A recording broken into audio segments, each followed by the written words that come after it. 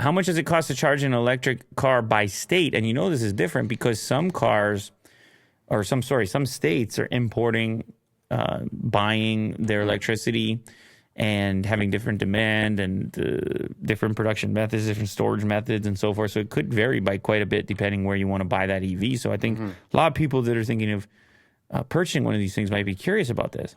Yeah, and the article is on Motor Trend. Like there isn't really much of a chart. It's just bad formatting. It states all of the states, but like you have to scroll a long list. Yeah. Well, I mean, as you might imagine, we can see California being high. Yeah. Alabama, what do you want to do? Go with a Model 3? Or no, let's go with the F-150 Lightning. Okay. So scroll down. Alabama coming in at $12.89. Alaska, $25.96. Arizona, $13.68. Arkansas, $10. California, $32.75.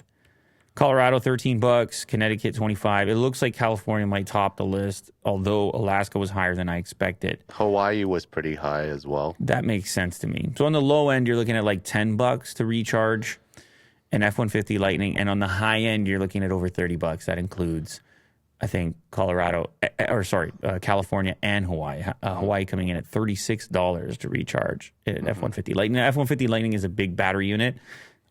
These differences would obviously be quite a bit would not be as substantial if you were talking about a Model 3 or even the Volvo XC40. Bigger the battery gets, this one's pretty cheap. Bigger those discrepancies. Louisiana, $9.84 for an F-150 Lightning, which is almost $5 cheaper than the average. It's pretty cool. But it's a long list. I encourage anyone to check it out. And you wonder as well, like the demand is kind of interesting. The places where electric cars are the most prevalent, like California, also are the most expensive places to run them. That's kind of interesting, wouldn't you say, Will? Yeah. New York.